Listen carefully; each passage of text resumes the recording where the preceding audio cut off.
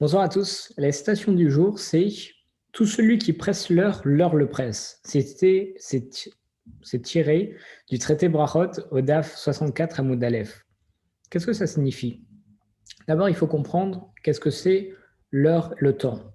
D'après Einstein, je me permets de le citer parce que il était quand même juif, il dit que qu'est-ce que le temps? Le temps est une notion faite pour que tout n'arrive pas en même temps. Donc le principe du temps, c'est pour qu'il y ait un moment pour chaque chose et pour chaque action. Parce que s'il n'y avait pas de temps, tout arrivera en même temps et ça serait totalement tohu-bohu. Donc tout celui qui presse l'heure, l'heure le presse. On a Rabbi Jérémie qui nous a donné une très belle idée. Il nous a dit, regarde, lorsqu'on a un mariage dans 2 semaines, on est pressé d'aller à ce mariage, alors on va presser l'heure de la venue de ce mariage pour arriver vite au mariage. Donc on va essayer de raccourcir la durée. Sauf que si tu raccourcis la durée d'un point de vue psychologique, vu que tu ne peux pas le faire d'un point de vue matériel ni réel, donc si dans ta tête tu réduis cette durée, tu essaies de la faire accélérer pour arriver plus tôt à ce mariage, alors l'heure va te presser. Qu'est-ce que ça veut dire l'heure va te presser? Si dans ta tête tu vas essayer juste de tuer le temps, de faire les choses rapidement pour que tu puisses arriver à l'heure que tu veux, donc tu vas presser le temps, alors dans ce cas-là, tout le temps que tu auras perdu et tout le temps que tu auras compressé, donc les 2 semaines que tu auras compressé et que tu auras une impression comme si c'était qu'une semaine, alors en réalité, c'est comme si tu avais perdu la semaine supplémentaire en la compressant.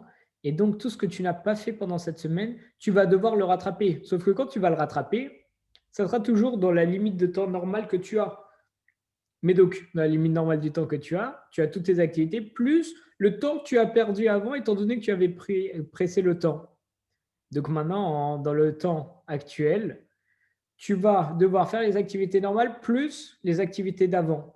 Donc si tu as 2 fois plus de choses à faire, alors le temps te presse 2 fois plus, étant donné qu'il te dit fais vite cette action, tu as moins de temps pour faire plus de choses que ce qui était prévu. Et comme nous dit Chirel, à vouloir presser le temps, en réalité, on perd le temps.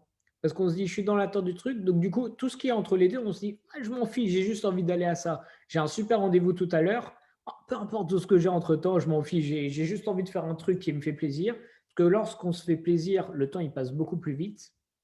Voilà, lorsqu'on s'ennuie à quelque chose, le temps il est lent, mais lorsqu'on se fait plaisir, le temps il avance plus vite.